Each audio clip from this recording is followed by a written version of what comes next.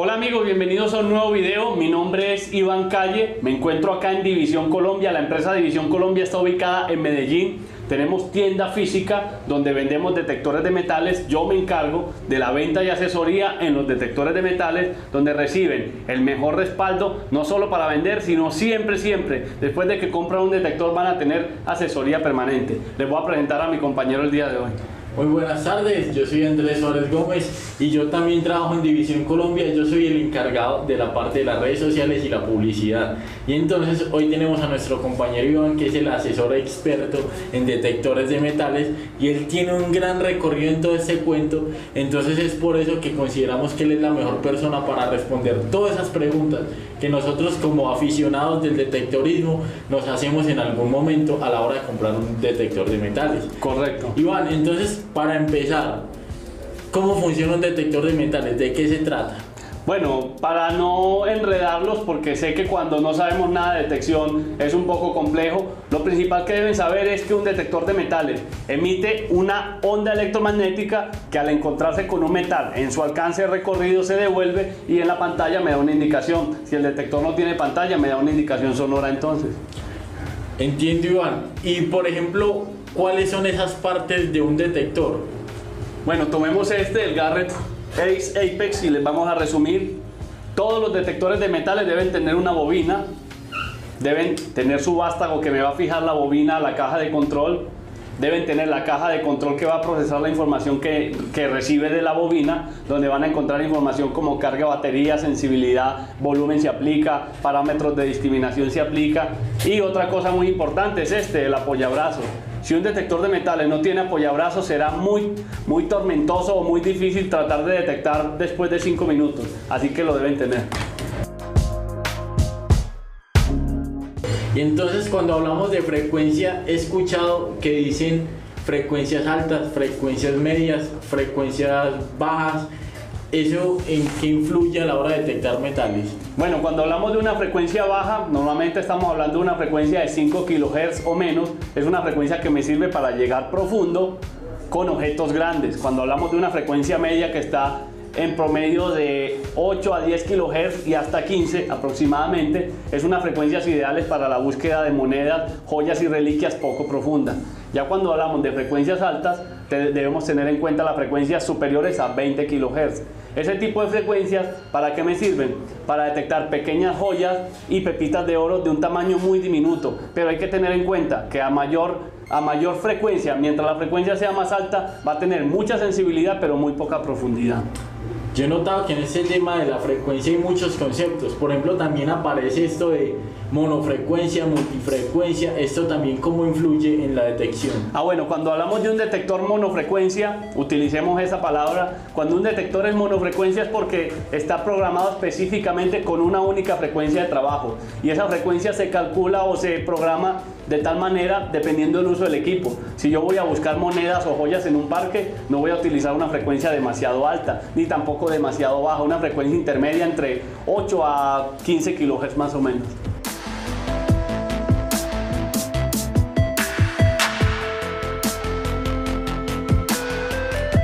Bueno, y cuando hablamos de un detector multifrecuencia es porque es un detector que me puede permitir utilizar todas las frecuencias disponibles en el equipo, que normalmente hay equipos que vienen con 5, 10, 15, 20, 5, 10, 15, 20 y 40, o vienen con 10, 15 y 20, dependiendo de la marca y dependiendo del detector. Por ejemplo, Garrett viene, el Ace Apex, el multifrecuencia que tenemos nosotros, viene con 5, 10, 15 y 20.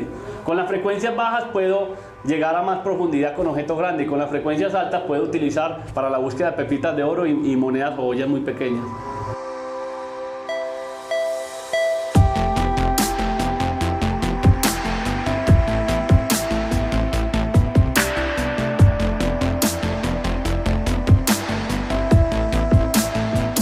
Cuando uno está buscando un detector de metales, nace una curiosidad muy grande, y es ¿hasta qué profundidad puede llegar? Bueno, esa es la curiosidad de todos. Inmediatamente cuando uno publica el detector o muestra un video con un equipo, de una lo que preguntan es ¿a qué profundidad detecta? Bueno, hay que tener algo muy claro, y primero pues les advierto mucho a ustedes, a veces los vendedores únicamente dicen a qué profundidad llega, pero no les especifican lo siguiente: la profundidad de detección depende exclusivamente, necesariamente, obligatoriamente del tamaño de los objetos. Si tenemos un objeto muy pequeño como una moneda o un anillo, el detector va a llegar, dependiendo del equipo que escojas, de la marca Garrett en este caso, vamos a llegar a profundidades de 20, 25, 30 y hasta quizá los 35 centímetros con algo de ese tamaño. Pero si ya tenemos un objeto más grande, podemos estar llegando a 1 metro, metro y medio, 3, 4 y hasta 5 metros, dependiendo del detector que escojan. Entonces, la profundidad de un detector depende del tamaño del objetivo. Siempre alcanzan muy buenas profundidades esos detectores. ¿Y hay alguno que detecte solamente oro? No, la verdad no. A pesar de que los detectores están diseñados para la búsqueda de pepitas de oro, ¿eso qué quiere decir? Como lo mencioné anteriormente, tienen frecuencias optimizadas altas para ser sensible a las pepitas de oro. Y también tienen otras características que más adelante se las explicaré, con las cuales el detector se puede comportar de una manera excelente en terrenos mineralizados. Entonces esto más o menos tiene que ver con el concepto de discriminación de materiales, o hasta donde sé, algunos de los detectores tienen esa función. Los detectores de la marca Garrett te pueden decir cuando un objetivo es ferroso, que contiene hierro, y cuando no es ferroso, que no contiene nada de hierro. En esa gama de los no ferrosos está la plata, el oro, el platino, objetos y metales de gran valor importantes para nosotros.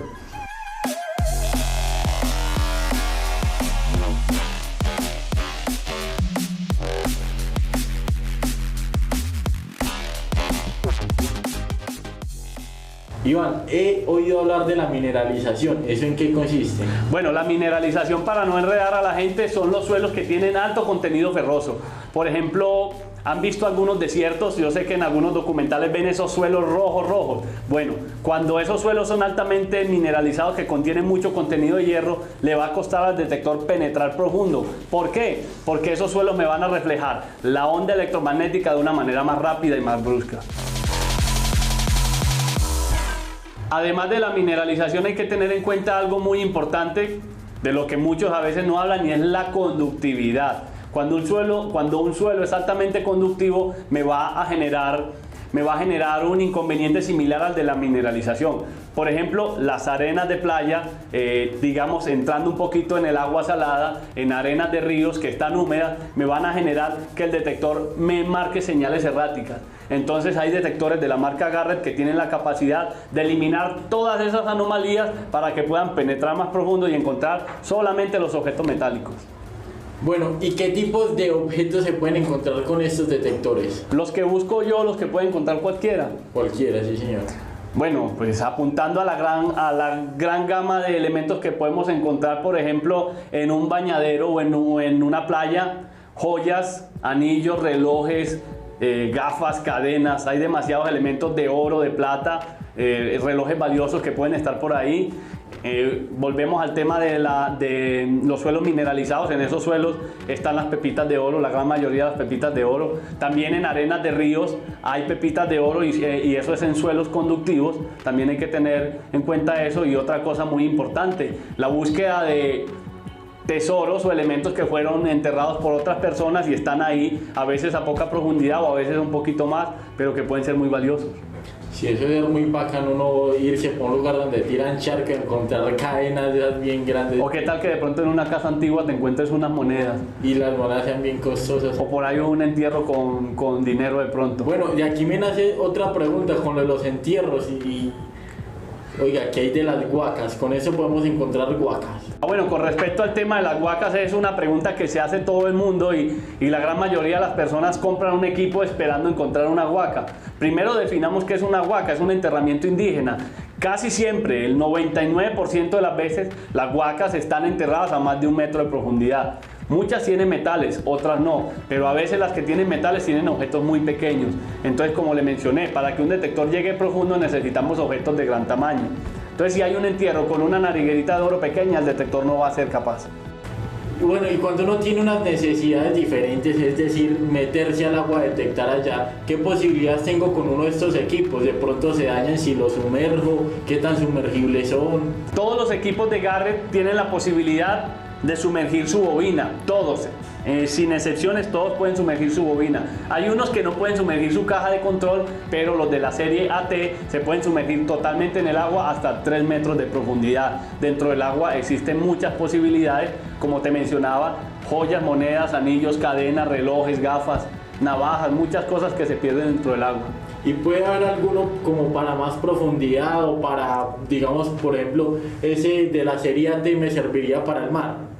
Sí, puedes usar el equipo dentro del mar, puedes encontrar joyas dentro del mar, pero yo te recomiendo para ese caso el Sea Hunter Mark II, que es un equipo especialmente diseñado para buceo y te tiene una capacidad de ser sumergible hasta 60 metros de profundidad.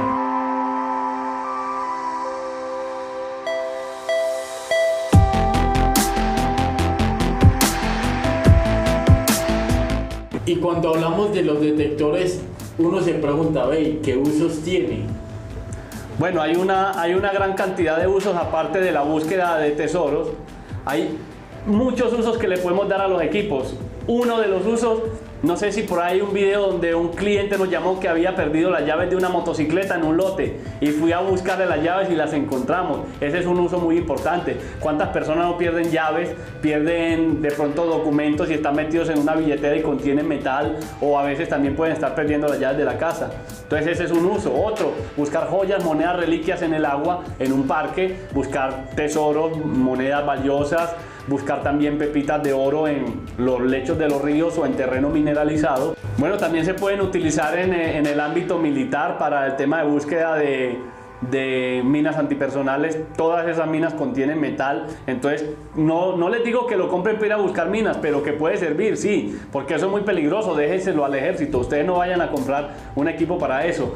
Para el tema arqueológico es importantísimo. Yo estuve trabajando con unos antropólogos y ¿qué hacíamos? Hacíamos un corte y a medida que íbamos avanzando, yo con el detector iba revisando la tierra que íbamos sacando en búsqueda de pequeños objetos de metal. También para el uso deportivo, obviamente, pues si tú sales y te vas por ahí de camping o algo, tienes la posibilidad de llevarte el equipo a modo deportivo o recreativo y puedes hacer algunos hallazgos. Excelente.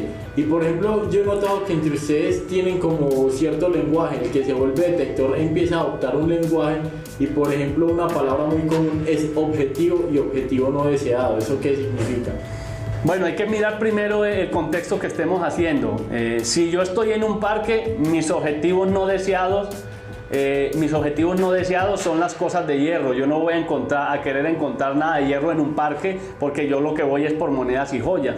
Pero si estoy en una zona arqueológica o un asentamiento español, yo tengo que apuntar a todos los objetivos, sean ferrosos o no ferrosos. ¿Por qué? Porque las cerraduras son de hierro, las balas de cañón son de hierro, yo personalmente las quiero sacar, y los objetivos no ferrosos, que son las monedas.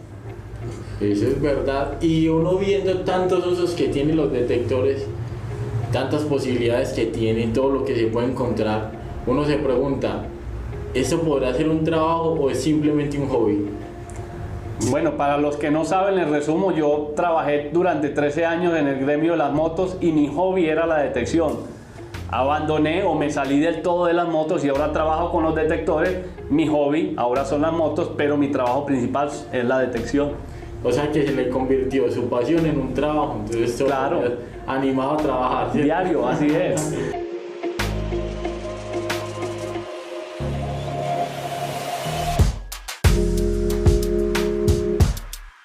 ¿De qué depende el precio de cada uno de los detectores? ¿Cuál es la diferencia entre categorías o hay algo por lo que se puede discriminar? Sí, en los aspectos básicos de los precios de un equipo, ¿por qué este vale 10 y por qué este vale 1000? Bueno, ¿qué sucede? Los equipos hay que tener en cuenta que sean o no sean sumergibles, que tengan audífonos, sea de cable o que tengan audífonos inalámbricos. La tecnología de audio inalámbrico nos facilita la vida a nosotros los detectoristas. Que el equipo tenga la capacidad de discriminar más rápido los metales, que yo no lo tenga que pasar despacio cuando tengo varios objetivos juntos. Eso hace que el equipo sea más costoso, que tenga o no tenga balance de suelo, que tenga volumen, que yo lo pueda subir o bajar, y que tenga más zonas de sensibilidad. Mientras más sensibilidad tenga, voy a tener más capacidad de objetos pequeños y también un poco más de profundidad. Y yo veo que es que pues nosotros como seres humanos, si vemos algo grande, ostentoso, decimos eso es mejor. Entonces aquí viene el uso de las bobinas. Cuando es una bobina grande o una bobina pequeña, ¿qué usos tiene eso y qué diferencia hace uno de la otra? Bueno, he visto un concepto errado y yo le digo a la gente cuando me dicen yo quiero un detector, viene con una bobina de 10 pulgadas original, pero le voy a comprar una de 20 para llegar más profundo. Les resumo. Si con un detector, con una bobina de 6x11, yo llego a una profundidad de 30 centímetros con un anillo de oro y compro una bobina de 20 pulgadas, voy a esperar llegar a 1 metro. No se aumenta mucho, quizás un 5% aumenta la profundidad. Pero ¿qué gano con una bobina más grande? Mayor cobertura de área, como trapear más rápido con una trapeadora que tiene más mecha, digámoslo así. Por decirlo así. Pero si tengo una bobina pequeña no quiere decir que sea muy sensible a las pepitas de oro, sino que me facilita el trabajo en las zonas con mucho monte, me facilita la discriminación de metales cuando están todos juntos, la capacidad de discernir entre los diferentes objetivos que hay, y cuando hay zonas con mucha piedra también es muy práctica una bobina pequeña.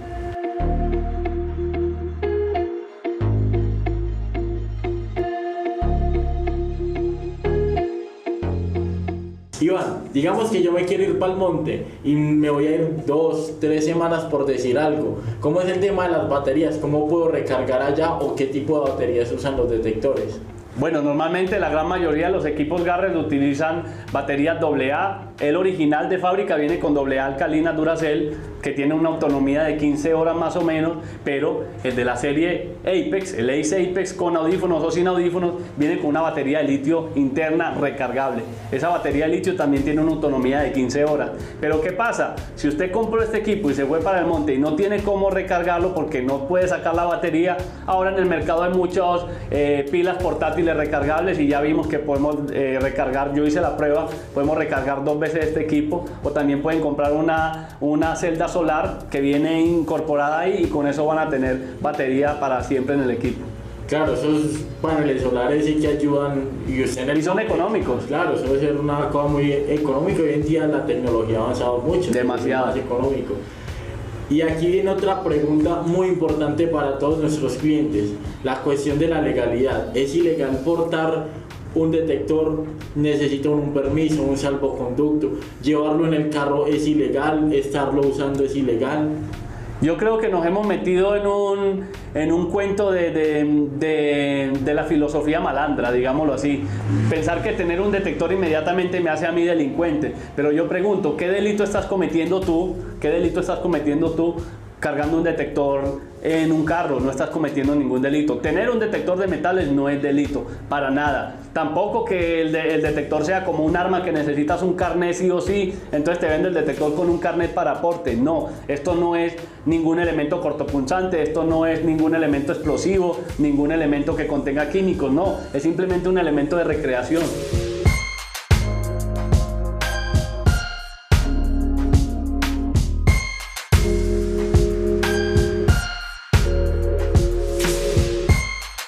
Entonces, por ser un elemento recreativo, ¿no sería algo ilegal? No, para nada, tener un detector de metales no es ilegal. Cuando yo me compro un detector, empieza un gran problema, no lo sé manejar, o sea, no tengo ni idea. Me imagino que eso es como manejar una moto, que usted la compra, usted más o menos sabe cómo mete la primera, la segunda, pero realmente hacerlo no le sale. Si yo me compro un detector, ¿quién me podría enseñar a manejarlo? Bueno, acá en Medellín, en la empresa División Colombia, estoy yo con toda mi experiencia, 8 años detectando, al servicio de ustedes, todos nuestros clientes, porque es un problema del cual se han quejado muchos de nuestros nuevos clientes. No, es que yo compré un detector, o es que yo llamé a tal parte y me dijeron que si compro el detector me mandan unos videitos para que yo aprenda. No, aquí van a tener un experto a su servicio, ahí al lado, y si no están a mi lado van a tener asistencia por videollamada y les vamos a explicar paso por paso, con toda la paciencia del mundo, para que aprendan a manejar su equipo. Yo con ganas de comprarme un detector, lo primero que yo voy a preguntar es ¿cuál es el mejor? ¿Y dónde puedo comprarlo? ¿Cuál es el mejor detector de todos estos? Bueno, a la hora de hacer esa pregunta de cuál es el mejor detector, es lo mismo que usted vaya a un concesionario de carros y diga cuál es el mejor carro. Depende para qué lo use. Yo no te voy a recomendar a ti una tractomula cuando tú lo que quieres es ser taxista, ¿cierto? Te voy a recomendar un carro pequeño y económico. Entonces con los detectores pasa lo mismo. ¿Para qué lo quieres? Si tú quieres detectar monedas y joyas en un parque, te puedo recomendar la gama Ace Apex, que es el mejor detector para la búsqueda de joyas, monedas, reliquias, pepitas de oro en su gama, en su categoría. Pero si ya tú me dices, quiero un detector para buscar dentro del agua, yo ya me salgo de esta gama y te recomiendo la gama AT. De tantas cosas que uno encuentra con esos detectores, uno puede encontrarse piedras preciosas. No, la verdad no. A no ser de que estén en un contenedor metálico, pero que yo voy a coger y voy a encontrar una esmeralda que alguien enterró, que voy a encontrar un diamante que alguien enterró, no. Mucha gente lo pregunta, necesito uno para piedras preciosas. En el mundo no existe. ¿Por qué? Porque un detector de metales necesita un metal para poder reflejar su onda. Y los billetes, por ejemplo, pues ya nos contó lo de los metales, que tiene que ser un metal, pero por si acaso a alguien le queda la duda, ¿existe algún tipo de detector para billetes?